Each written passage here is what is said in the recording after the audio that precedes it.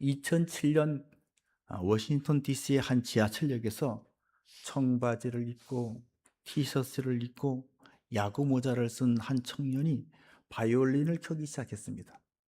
그는 약 45분 동안 바흐와 슈베르트의 아름다운 곡들을 연주했습니다. 출근길에 오가는 수천 명의 사람들이 있었지만 잠깐이라도 그 앞에 서서 연주를 들은 사람은 단 몇 명뿐이었고, 그가 연주를 마쳤을 때 모인 돈은 고작 32달러였습니다. 하지만 그 다음날 신문을 펼친 사람들이 깜짝 놀랐습니다.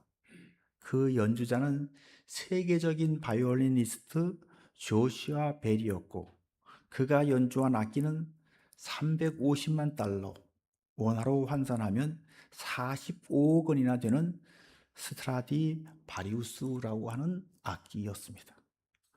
불과 사흘 전 그는 보스턴의 한 공연장에서 연주를 했는데, 좌석 티켓 값은 한 좌석당 평균 100달러가 넘었는데도 모두 매진될 정도로 인기가 있었고, 그런 유명한 바이올린 거장이었습니다. 똑같은 거장이었어요. 똑같은 명기 악기였습니다. 똑같은 연주를 했습니다. 그런데 사람들은 공연장이라고 하는 화려한 조명과 선전과 유명세라고 하는 이름표가 붙어 있지 않자 바로 눈앞에서 있는 그 천상의 선율 같은 그 연주를 흔한 길거리 버스킹 정도로 치부하면서 바쁘게 그냥 지나쳐 버렸던 것입니다. 자, 이와 똑같은 일이 오늘 본문에서도 벌어지고 있는 것을 알아야 합니다. 예수님께서 이 땅에 오셔서 물로 포도주를 만드는 표적에서부터 시작해서 나사로를 살리는 표적까지 수없이 많은 표적을 보여주셨고, 땅의 인간의 소리가 아니라 천상의 가르침과 진리를 설파해 주셨는데도 하늘 보좌가 안 보인다고, 그분이 왕관을 쓰지 않았다고, 그저 평범한, 아니 남노할 정도로 평범한 옷을 입었다고 그 말씀을 귀담아 들으려고 하지 않았습니다. 그저 몇몇 사람만 믿는데, 이들조차도 조슈아 벨이 연주할 때 출근길이라고 하는 분주함 때문에 잠깐 음악을 감상하고 자기 길을 재촉했던 것처럼 속으로 예수님의 말씀을 받아들이긴 했으나 그들도 자기 일상생활에 지장을 줄까봐 그 믿음을, 그 감동을 드러내지를 못했습니다. 그래서 예수님은 적재자들에게 의해서 십자가에 못 박히게 된 겁니다. 왜 이렇게 많은 사람들이 믿지 않았을까요? 왜 믿는 이들조차도 이렇게 소극적이었을까요? 오늘 본문은 그 이유에 대해서 설명하고 있습니다. 제가 세 가지로 한번 정리를 해봤습니다. 첫째는 이것이 예언된 말씀의 성취라는 겁니다. 38절입니다. 이는 선지자 이사야의 말씀을 이루려 하심이라. 예수님의 삶은 말씀을 이루는 삶입니다. 십자가를 지는 삶 자체는 말씀이 이루어지는 삶입니다. 만약에 사람들이 다 믿었다고 한다면 예수님은 십자가를 지지 않았을 겁니다. 만약 그랬더라면 인류의 죄를 대신 지고 가는 하나님의 어린 양은 없었을 것입니다. 만약 그랬다면 십자가는 없었을 것이고 예수님은 그저 정치적 해방자나 위대한 도덕가로 기억되는 데 그치고 말았을 것입니다. 그래서 이사야 선지자는 그것을 알고 이렇게 예언합니다. 이사야 53장 1절입니다. 주여, 우리에게서 들은 바를 누가 믿었으며 주의 팔이 누구에게 나타났나이까? 아무도 믿지 않았다는 말입니다. 이어지는 이사야의 예언을 보면 아무도 그렇게 믿지 않았기 때문에 그분은 멸시를 받았고 버림을 받았고 고난을 겪었고 우리가 당해야 할 질고와 슬픔을 당한다고 예언했습니다. 그리고 계속해서 이렇게 예언합니다. 그가 찔림은 우리의 허물 때문이요, 그가 상함은 우리의 죄악 때문이라. 그가 징계를 받음으로 우리는 평화를 누리고 그가 채찍에 맞음으로 우리가 나음을 받았도다. 우리는 다 양 같아서 각기 제 길로 갔거늘 여호와께서는 우리 모두의 죄악을 그에게 담당시키셨도다.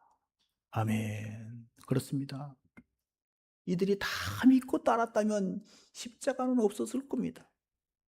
우리의 죄 문제는 해결되지 못했을 겁니다. 하나님과 우리 사이에 막힌 담은, 죄의 담은 허물어지지 않았을 것입니다. 예수님께서 이들에게 이렇게 거절당함이, 그들이 예수님을 믿지 않음이 우리에게는 복이 되었습니다. 그리고 예수님 자신도 그것을 영광이라고 했습니다. 이사야 선지자도 이것이 주님께서 얻으실 영광인 것을 미리 보고 이렇게 예언합니다. 본문 41절입니다. 이사야가 이렇게 말한 것은 주의 영광을 보고 주를 가리켜 말한 것이라. 아멘. 주의 영광을 보고, 이렇게 사람들에게 버림을 받고 외면을 당하고 채찍에 맞고 질고를 당하는 그것, 그게 주의 영광이라. 이미 이사야 선지자가 600년 전에 그것을 이미 내다봤다는 거예요. 사랑하는 성도 여러분, 우리는 때로 하나님의 일을 하다가 일이 막히거나 사람들이 진리를 거부할 때, 이번 일은 실패한 것 같아, 이렇게 생각합니다. 하지만 오늘 본문은 놀라운 사실을 우리에게 말해주고 있습니다. 사람들이 주님을 믿지 않는 그 완악함조차 하나님의 구원 계획을 완성하는 도구가 되었다는 사실 말입니다. 주님은 대중의 환호를 받으며 왕자에 오르기 위해서 이 땅에 오신 것이 아니라 대중의 거부 속에서 십자가라고 하는 제단에 오르기 위해서 이 땅에 오셨습니다. 유대인들의 불신앙은 비극이었지만 하나님은 그 비극을 통해서 전 인류를 구원하시는 최고의 드라마를 써내려 가셨습니다. 그러므로 우리 삶에 닥치는 거절과 고난 역시 하나님의 말씀이 성취되는 과정일 수 있음을 우리는 반드시 기억해야 할 줄로 믿습니다. 아멘. 이후에도 계속되는 유대인들의 거절이 만민에게 복음을 전파하라는 주님의 말씀을 성취하는 역할을 했다는 것을 여러분 기억할 수 있기를 바랍니다. 예수님께서 부활하신 직후 초기 기독교, 초기 예루살렘 교회 성도들은 자신들이 유대교를 떠나지 않았다고 생각했습니다. 그들은 여전히 예루살렘 성전에 모여서 기도했고 모세의 율법을 지켰고 할례를 행했습니다. 그런데 유대교의 박해가 점점 심해졌습니다. 스데반 집사가 순교했고 기독교인에 대한 체포령이 떨어졌습니다. 회심하기 전 바울은 그 공문을 가지고, 다시 말해서 체포영장을 가지고 기독교인들을 체포하러 다메섹으로 가다가 부활하신 예수님을 만나서 회심하게 되었습니다. 이처럼 유대교로부터 박해가 없었더라면 기독교인들이 예루살렘을 떠나서 흩어지지도 않았을 것이고 이방 세계로 복음이 전파되지도 못했을 것입니다. 사도 바울도 초기에는 유대교 내에서만 복음을 전했습니다. 그런데 유대인들이 복음을 계속 거부하고 바울을 돌로 치려 하자 선교의 방향을 이방인들에게도 돌렸습니다. 사도행전 13장 46절입니다. 하나님의 말씀을 마땅히 먼저 너희에게 전할 것이로되 너희가 그것을 버리고 영생을 얻기에 합당하지 않은 자로 자처하기로 우리가 이방인에게로 향하노라. 이방인에게로 향하노라. 그렇습니다. 유대인들이 메시아를 거절한 것은 그들의 완악함 때문이었지만 하나님은 그 거절을 디딤돌 삼아서 전 인류를 구원하는 우주적인 계획을 성취하셨던 것입니다. 유대인들의 거절이 없었다고 한다면 복음은 예루살렘을 중심으로 한 유대 땅에 머물러 있었을 것입니다. 그러나 감사하게도 그들이 예수님을 거절하고 복음에 반대해 주었기 때문에 여러분과 제가 예수님을 알게 된 거예요. 여러분과 저에게도 복음이 임하게 된 겁니다. 기독교는 유대교의 울타리에서 벗어나서 전 인류를 구하는 세계 복음화를 이룰 수가 있었던 겁니다. 그렇죠? 오늘날 혁신의 아이콘으로 불리는 스티브 잡스는 1985년 자신이 창립한 회사인 애플에서 자신이 영입한 경영진과 이사회의 강력한 반대와 그들의 배신으로 인해서 비참하게 쫓겨났습니다. 자기가 세운 회사에서 자기가 쫓겨난 거예요. 이것은 그에게 엄청난 굴욕이자 좌절이었습니다. 하지만 이 반대와 쫓겨남은 반전의 계기가 되었습니다. 그 후 그는 넥스트라고 하는 컴퓨터 회사를 세웠고 픽사를 인수해서 세계적인 대성공을 거두었습니다. 그리고 훗날 애플이 파산 위기에 처하자 그렇게 그를 쫓아냈으니까요. 애플은 다시 잡스를 불러들였습니다. 복귀한 잡스는 아이폰과 아이패드를 만들어서 애플을 세계 최고의 기업으로 우뚝 세워놓았습니다. 2005년 스탠퍼드 대학교 졸업식 축사에서 잡스는 이 사건을 이렇게 해고했습니다. 당시에는 몰랐지만 애플에서 해고당한 것은 제 인생의 최고의 사건이었습니다. 그 일로 인해서 저는 성공이라고 하는 중압감에서 벗어나 내 인생에서 가장 창조적인 시기로 진입할 수 있었기 때문입니다. 사람들의 반대와 축출은 잡스의 인생을 망가뜨린 것이 아니라 오히려 그를 더 위대한 창조자로 다듬는 도구가 된 것입니다. 하나님은 때때로 세상의 반대를 통해서 우리를 더 넓은 은혜의 무대로 이동시켜 주시는 줄로 믿습니다. 아브라함 링컨이 대통령이 되기 전에 그를 극도로 혐오하고 반대했던 에드윈 스탠턴이라고 하는 변호사가 있었습니다. 스탠턴은 링컨의 외모를 두고 깡마른 고릴라, 시골뜨기 이렇게 공개적으로 모욕을 했습니다. 그리고 링컨이 행하는 모든 정치적 행보에 사사건건 제동을 걸며 격렬하게 반대했습니다. 그러나 대통령이 된 링컨은 남북전쟁이라고 하는 국가적 위기 속에서 놀랍게도 그토록 자기를 반대하고 모욕을 주었던 그 스탠턴을 전쟁부라고 그러죠. 지금은 국방부 장관을 전쟁부 장관으로 임명했습니다.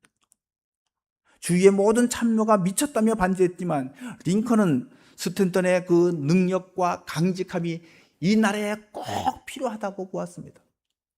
장관이 된 스탠턴은 특유의 꼼꼼함과 독설로 링컨 정책을 비판하고 검토했습니다.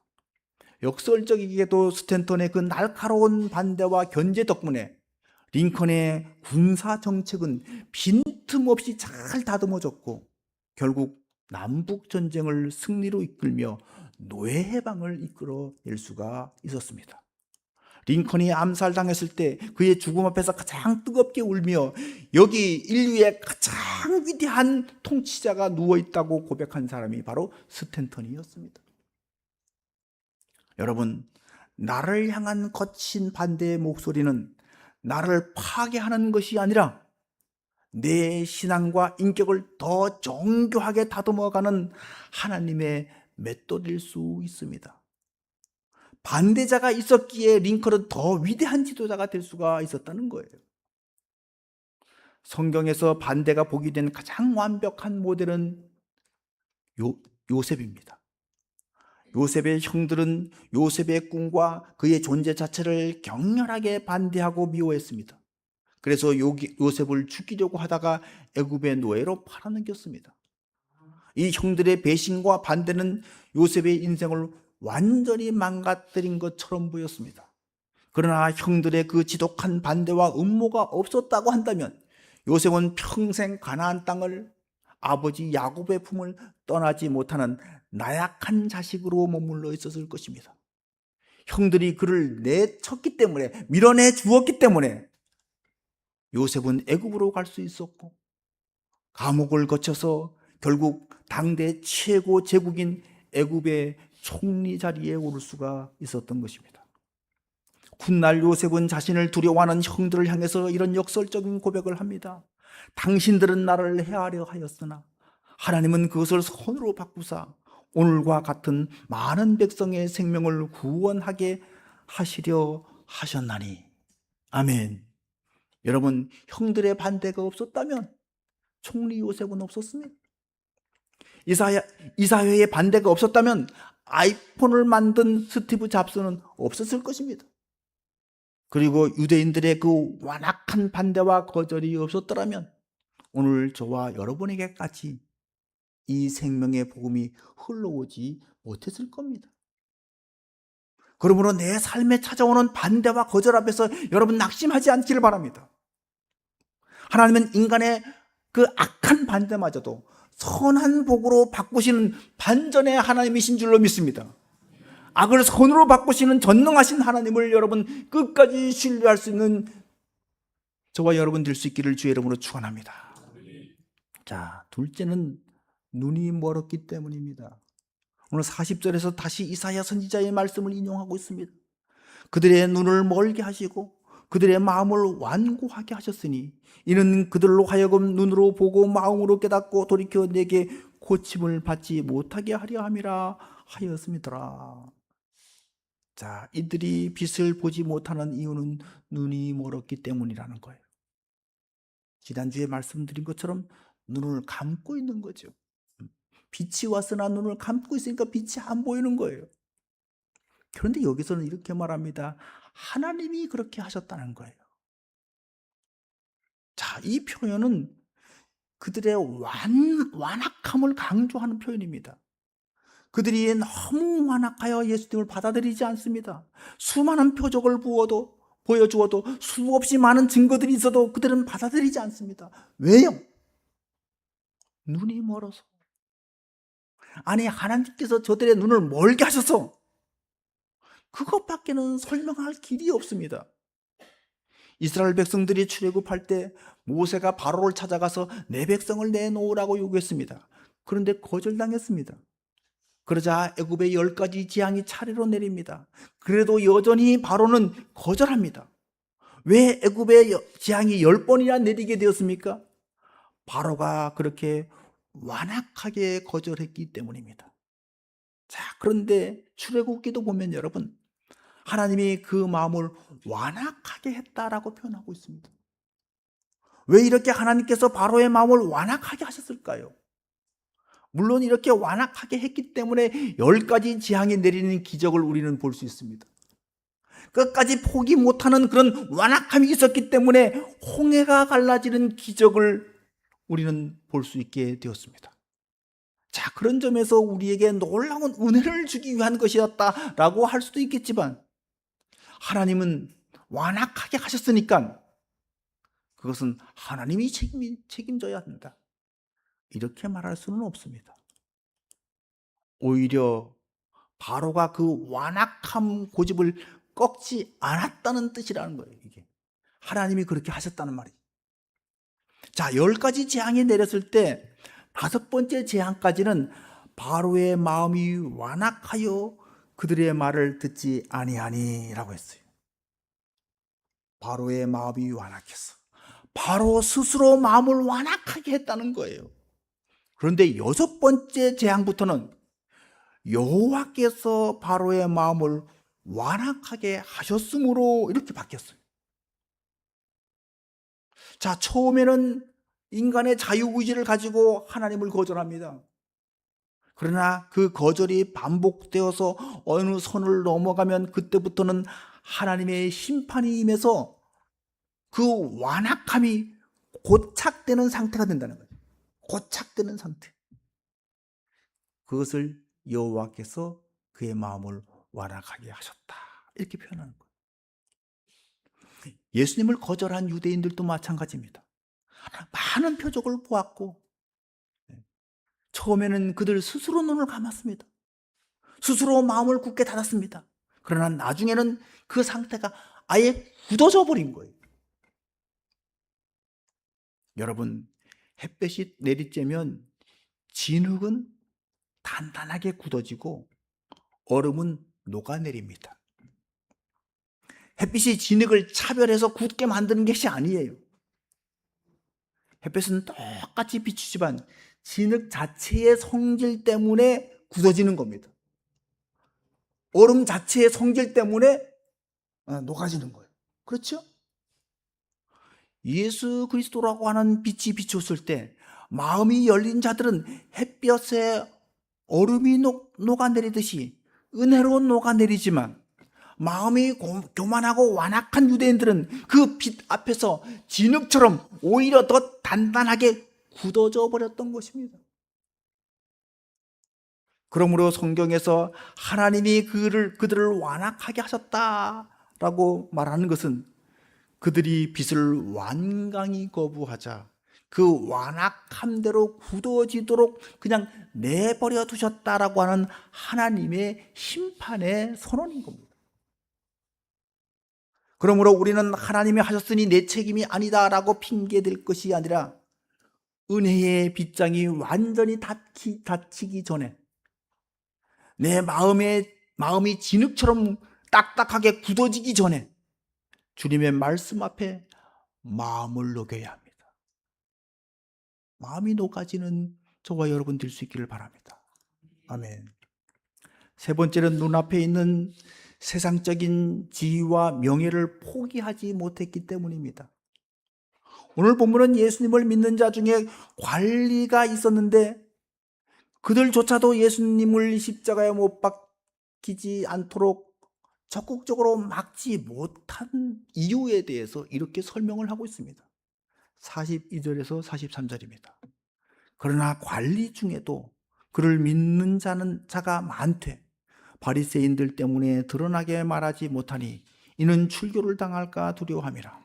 그들은 사람의 영광을 하나님의 영광보다 더 사랑하였더라. 아멘. 관리들 중에도 믿는 자가 많이 있었다. 그런데 이들은 예수님께서 십자가에 달리는 것을 막지를 못하는 거예요. 그냥 방관했다는 거예요. 방관. 왜 그랬을까요? 이들은 예수님을 믿는 것보다 사람의 영광인 자기의 직함, 자기의 일상생활, 자기의 경제적인 유익을 먼저 생각하는 거예요. 다시 말해서 예수님 때문에 자기 삶의 변화가 일어나는 것을 전혀 원하지 않는 거예요. 이 관리들의 신앙은 부가의 신앙이라고 부를 수가 있을 겁니다. 지금 내가 누리고 있는 권력, 명예, 부, 일상의 안일함 위에 예수라고 하는 좋은 분을 믿는 마음 하나를 그냥 더 하고 싶은 거예요. 속담에 이르는 것처럼 꼭 먹고 알 먹고입니다. 이것도 저것도 포기하지 못하고, 다른 말로 하면 한쪽 발은 세상에 한쪽 발은 예수님께 얹어놓고 양다리 신앙을 갖고 있는 거예요. 자, 그러니까 예수님께서 요구하시는 신앙은 복종의 신앙이잖아요. 주님이 내 삶의 중심에 들어오면 기존의 어떤 가치관과 우선순위가 완전히 뒤바뀌는 구조조정이 일어납니다. 관리들은 그 구조조정이 두려워서 침묵을 선택했다는 거예요. 여러분, 포기와 버림이 없이는 예수님을 따를 수가 없습니다. 베드로가 부름을 받을 때를 생각해 보십시오. 주님께서 부르실 때 배와 그물을 버려두고 따랐다고 그랬습니다. 배와 그물을 버리는 결단이 이 관리들에게는 없었던 것입니다. 마태복음 13장에 나오는 천국의 비유 중에 보화의 비유가 있습니다. 어느 날 농부가 밭을 갈다가 땅에 묻힌 보화를 발견했습니다. 그래서 자기 전 재산을 다 팔아서 그 밭을 샀습니다. 그 보화를 자기 것으로 만들기 위해서였습니다. 그렇습니다. 자기 전 재산을 파는 과감한 결단과 용기가 있어야 천국의 주인공이 될 수 있다는 얘기예요. 아프리카나 동남아시아에서 원숭이를 잡을 때 쓰는 아주 단순하지만 확실한 사냥법 하나가 있습니다. 사냥꾼은 원숭이 손 하나 겨우 들어갈 수 있는 입구가 작은 병에다가 원숭이가 좋아하는 달콤한 바나나나 사과를 넣어둡니다. 냄새를 맡고 온 원숭이는 구멍 속에 손을 넣어서 바나나를 꽉 쥡니다. 자, 움켜쥔 손은 주먹이 되잖아요. 그 구멍 밖으로 빠져나오지 못합니다. 이때 사냥꾼이 다가온다는 거예요. 원숭이가 살 수 있는 방법은 뭡니까? 딱 하나죠. 움켜진 바나나를 놓고 손을 빼서 도망치는 거예요. 하지만 원숭이는 사냥꾼이 코앞에까지 다가와서 자신을 덮칠 때까지 이 손에 든 바나나를 놓지 못한다는 거예요.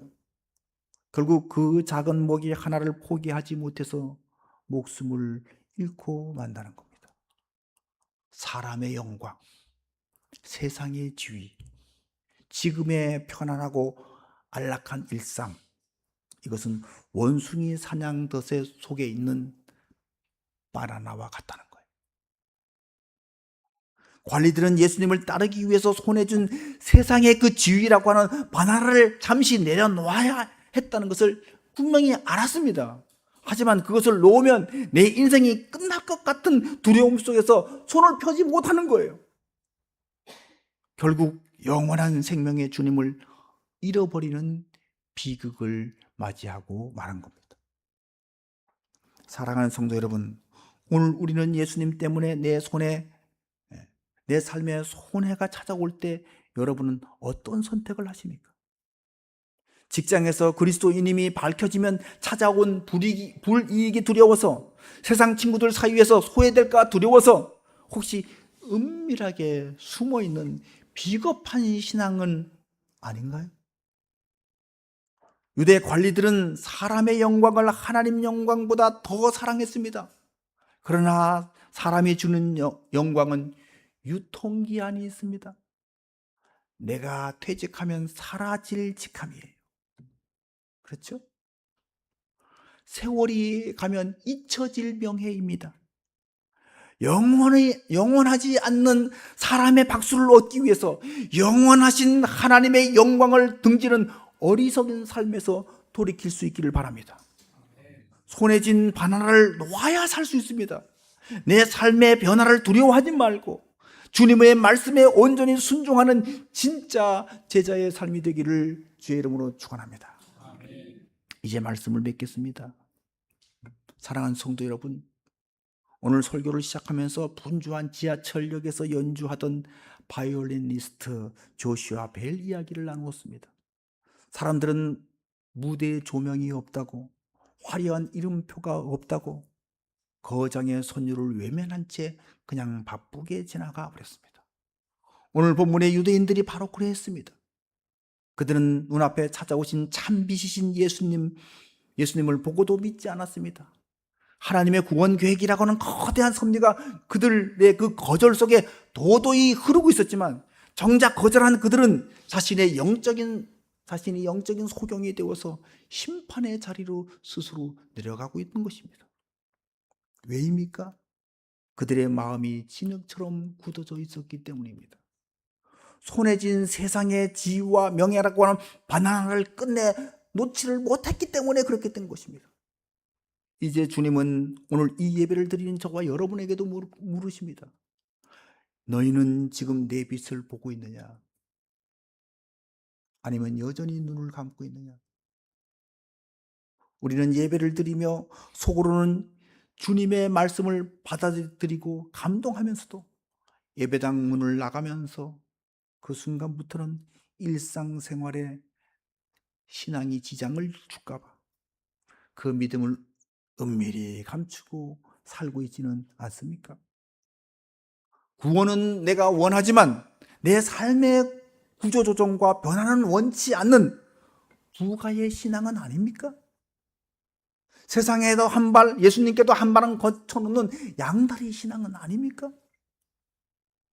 예수님을 믿는다고 하는 것은 평범한 일상 위에 종교라고 하는 액세서리를 하나 더 얻는 것, 그 정도가 아니에요. 배와 그물을 버려두고 주를 따랐던 베드로처럼 밭에 묻힌 보화를 사기 위해서 내 전 재산을 다 팔았던 농부처럼 내 삶의 우선순위를 완전히 뒤바뀌는 복종의 결단이 있을 때 그것이 참된 신앙인 줄로 믿습니다. 사냥꾼이 코앞에까지 다가와도 손에 쥔 먹이를 놓지 못해서 죽어가는 원숭이처럼 유통기한이 지나면 안개처럼 사라질 세상의 박수와 직함, 경제적인 유익 때문에 영원하신 생명이신 주님을 내밀어버리는 어리석은 자가 되지 않기를 바랍니다. 지금 손을 펴서 움켜진 바나나를 내려놓으십시오. 손을 펴야 살 수 있고 손을 비워야 주님이 주시는 천국의 보화를 우리가 줄 수가 있습니다. 예수 그리스도라고 하는 거룩한 햇볕 앞에 나의 교만과 완악함의 그 진흙이 더 단단하게 굳어지게 하지 마시기 바랍니다. 은혜의 빗장이 완전히 닫히기 전에 지금 십자가의 사랑 앞에 내 마음이 녹아지고 부드러워져서 변화를 받고 고침을 받는 은혜의 역사가 있기를 바랍니다. 본문 36절에서 주님은 우리에게 마지막 기회를 주듯이 간곡하게 외치고 있습니다. 너희에게 아직 빛이 있을 동안에 빛을 믿어라. 아직 빛이 있을 동안에 빛을 믿어라. 아직 기회가 있을 동안에 그 기회를 놓치지 말라. 그래야 빛의 아들들이 될 수 있다. 이렇게 말씀하시는 거예요. 사랑하는 성도 여러분, 인생이라는 분주한 지하철역에서 우리 곁을 지나가는 주님의 세밀한 음성에 귀를 기울일 수 있기를 바랍니다. 나를 비추는 참빛 앞에서 정직하게 내 삶을 굴복시킬 수 있기를 바랍니다. 그리하여 세상의 어둠 속에서 숨어지는 비겁한 신앙인이 아니라 주님이 주시는 영원한 하나님의 영광을 구하며 이 땅에 생명의 빛을 발하는 진정한 빛의 자녀, 그 빛의 자녀로 살아갈 수 있는 저와 여러분 될 수 있기를 주의 이름으로 축원합니다. 아멘. 기도하겠습니다. 하나님 아버지, 오늘 참빛으로 오신 예수님을 내 삶의 지하철역에서 그냥 바쁘게 지나쳐 버리지는 않았는지를 돌이켜봅니다. 사람들의 눈치가 두려워서, 내 삶의 안일함과 기득권을 잃어버릴까 봐 두려워서 손에 쥔 바나나를 놓지 못하는 그런 비겁한 신앙을 용서해 주시옵소서. 우리 마음이 진흙처럼 굳어지지 않게 해주시고 햇빛을 받아 녹아내리는 얼음처럼 십자가의 은혜 앞에 우리 마음이 녹아내리게 해 주시옵소서. 이제 손을 펴고 주님 앞에 온전히 복종하오니 우리를 어둠에서 건져내어 영원한 빛의 자녀로 살아가게 해 주시옵소서. 예수 그리스도 이름으로 간절히 기도드렸사옵나이다. 아멘.